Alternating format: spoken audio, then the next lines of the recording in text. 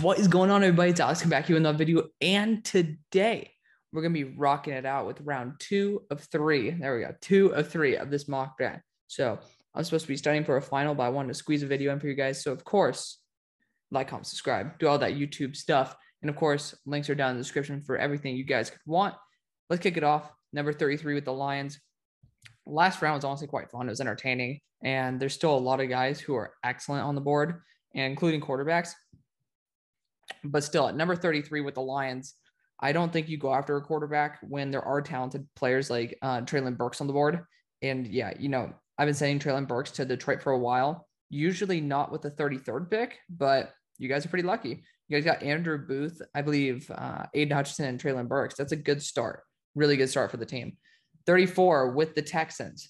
The only guy I could really see here is Carson Strong, or I guess you could say Desmond Ridder. Like, those are the two quarterbacks that could potentially go. We did pass on edge to go offensive tackle, so you could see us going after a guy like Jermaine Johnson, Myjai Sanders, which honestly wouldn't be a terrible idea. I think that maybe we could wait one more round. There are dudes like Sam Williams and stuff that do fit the bill for the Texans. I do think that the most valuable position is quarterback, and it's been pretty obvious that the team doesn't have one that's worth keeping. What Davis Mills shows out in one game and just doesn't really do much the rest. So I think that you do go with the guy who has your only success has been with Tyrod Taylor. Success is an interesting word, but you got Desmond Ridder here, and his hype is through the roof. So I think that you take him and secure a high-end prospect right there with Desmond Ridder. Leaving Kenny Pickett right here for the Washington football team. Again, you saw what happened when a stable quarterback like Alex Smith was able to command this offense. You can do anything you want. So getting a guy like Kenny Pickett would certainly be the best option for this team. So I believe we got Kenyon Green as well as Kenny Pickett. It's weird because I don't know how the hell they have the number 3 pick in the second round.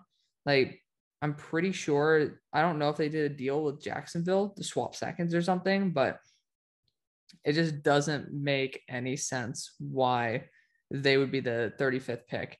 Regardless, that is an issue for another day. The Bears are on the board right now, and I think the best option for them would be going either a wide receiver like George Pickens, or you can go offensive tackle here with a right tackle like Jackson Kirkland. Don't think that's the right option. Daniel Faalele would be an interesting one. I have sent him a couple times over, and you got Thayer Mumford as well, another guy who could be that guard tackle hybrid. James Daniels is probably not going to return. I don't think he should. Just, again, this is going to be a team that's rebuilding. James Daniels has proven himself. So rather than taking a flashy, you could go a wide receiver. Honestly, I wouldn't mind that too much. I know with the next round, you're probably not going to be able to get much. Maybe Jalen Tolbert if you're lucky. So we're going to go with the true number 1 receiver here. He's going to test out his mind at the combine for his size. George Pickens, AR-12 is not going to be there next year. You need to get a AR-12 replacement. Number 37 with Jacksonville. Another team that needs a tackle, but unfortunately, we are a little bit short on the tackle realm here. Bernard Raymond's a guy who, if we're going to be trading back into the second or maybe in the third round, we can scoop him up because he's actually the real deal. Number 29 on PFF's board. Don't know if I'd go that far, but he certainly is worth a day 2 pick. Still, we are sitting here, offensive line, paramount, not good enough value. You still have a guy like Jaquan Brisker on the board and Jordan Battle, may I remind you, which, by the way, he's probably going to go right here, but you choose whichever one of these guys you want. I know Jaquan Brisker is going to get a little more hype than Jordan Battle is. But speaking of a team that needs a strong safety, there you go. I used to send Jordan Battle to the Eagles all the time. Doing it once again. Jordan Battle out of Alabama going to the Eagles. You have a full defensive set so far, but again, that is not too improbable. It's not impossible to see that. Again, just the offensive line is not good enough. You could look at a wide receiver. Don't think it's worth it. Just you need to secure that safety realm, and it is the best value on the board. Nakobe Dean's another guy you could take 2 linebackers. I just don't think it happens. But I might be a little bit aggressive again with the Dolphins here because I see Nakobe Dean still on the board, and there are a lot of teams that could use a Nakobe Dean. Also, the Vikings, I'm not going to be wanting to take anybody right now for them. So The Vikings are going to be moving back with the Dolphins. So got to switch that up right there. Wow, I'm having a hard time. There we go. Finding the Vikings and the Dolphins. There we go. We're back. So we're going to be moving up, offering this 5th round pick to see if maybe we could get a 6 in return. It's a very small jump. So there you go. You get to move up a full round and get back and probably select the same guy you would have. And this is going to be Nakobe Dean. Again, now you're going offensive tackle, linebacker. I think that's a recipe for success.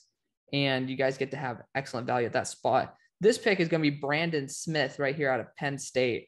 Now reinforcing that defense, linebacker has been probably one of the bigger issues on the squad.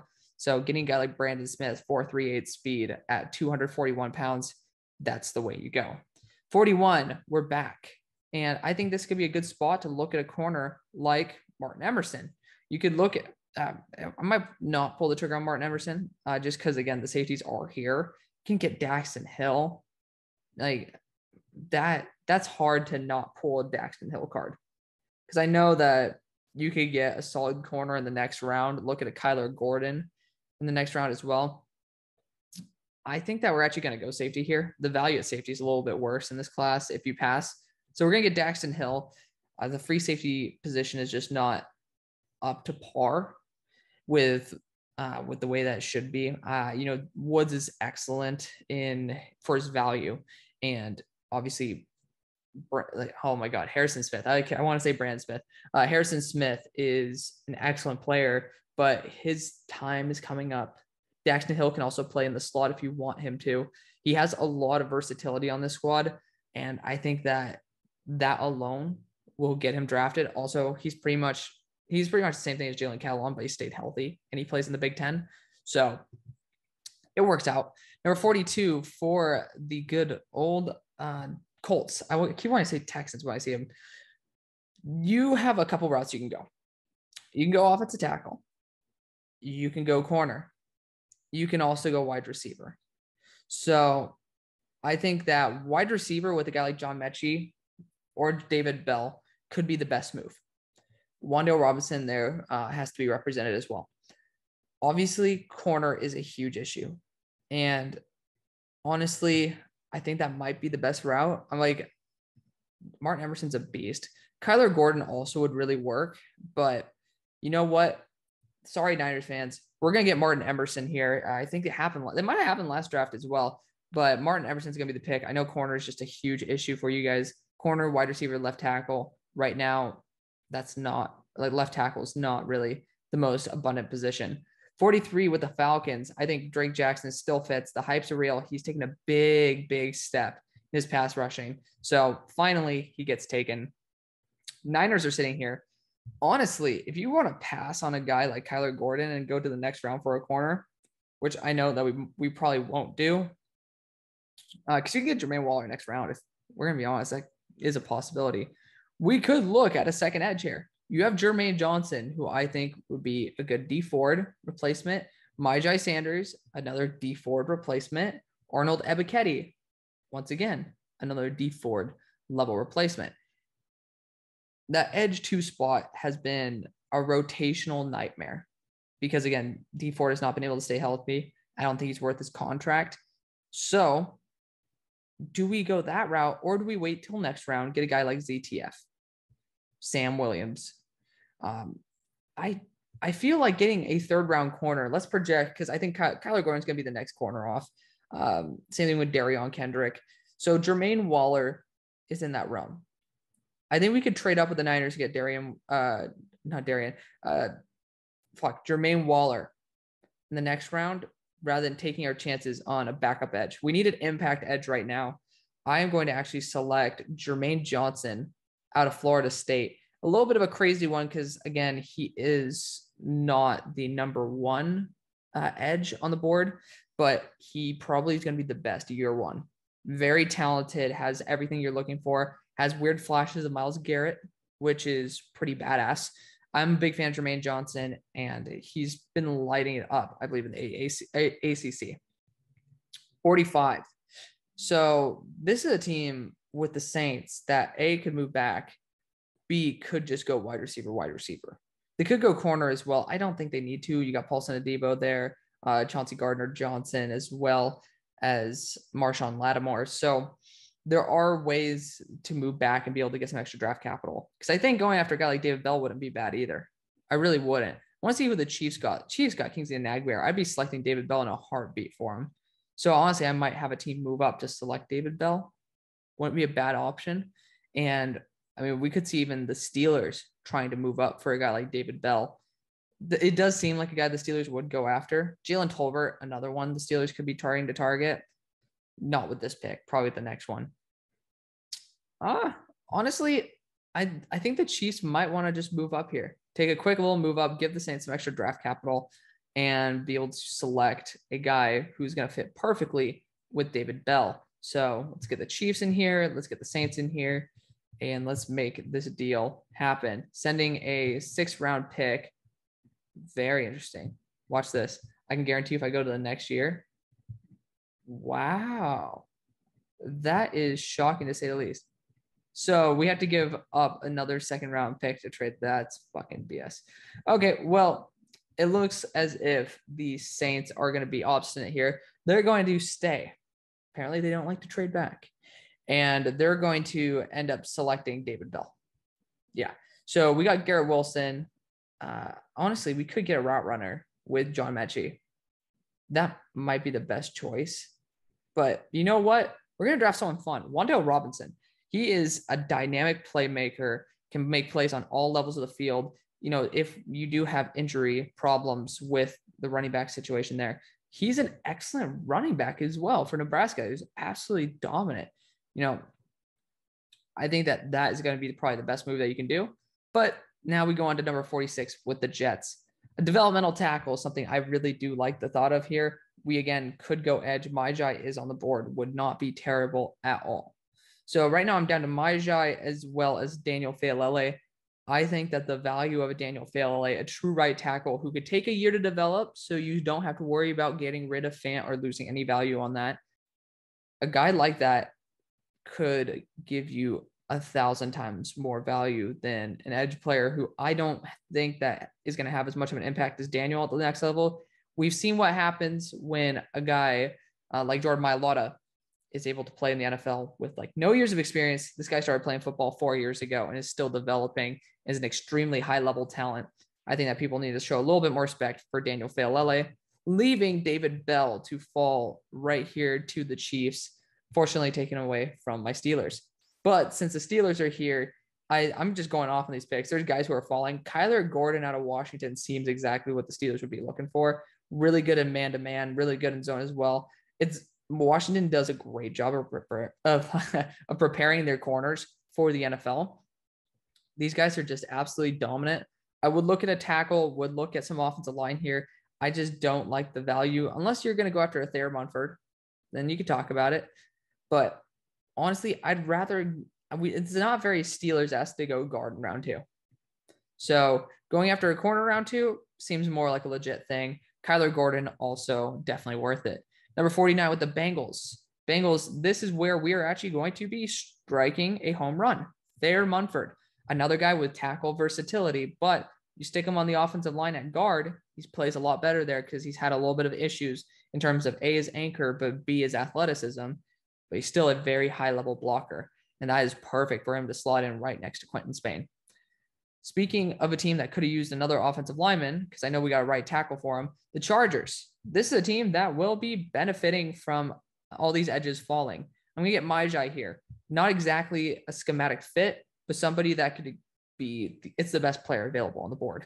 And also, he can play that Uchenna Nwosu role pretty well. So I'm going to be definitely taking him there. Travon Walker, I'm saying, is returning. This dude's going to be a top 15 prospect next year. He's not going to be coming out when he's a round 2 guy. Zach Harrison is going to be this pick. I think that the Jets fit this big monstrosity with insane athleticism. I think it's the right spot for him, and we're going to take him here. 52. This one is a TDN favorite. Zion Johnson to the Buffalo Bills. Just continue reinforcing that offensive line. Again, you need to look at the positions that have pretty much solidified jumps. So you can look, obviously linebacker is something that I'm going to have a team actually trade out for right here. Because Christian Harris, he's falling for a reason. He's just These Alabama linebackers are not ready for the NFL, but you look at the positions where there's the biggest drop off. That's linebacker as well as offensive line. Next, I probably could have taken Christian Harris for the Jets in retrospect, but for the Seahawks, this has to be a tackle or an edge prospect in my eyes. And I think that it's probably the best option to go with an edge. I just think the offensive line has not served us very well. So honestly, you look at guys like Arnold Ebiketie, this doesn't feel exactly like what the Seahawks would go after. Brenton Cox definitely does. But there's a guy right here in Zion Tuapoloa-Fatui who I feel exactly fits what the Seahawks are looking for, staying in Washington. Yeah, they've had a lot of time to scout this dude. He has crazy potential. And this is a team that is perfectly fine taking a guy ahead of where he maybe should go, even though I don't believe he should go at that spot. He should be going. I mean, I believe that he should be going near the end of round 2. He is a very, very, very good talent.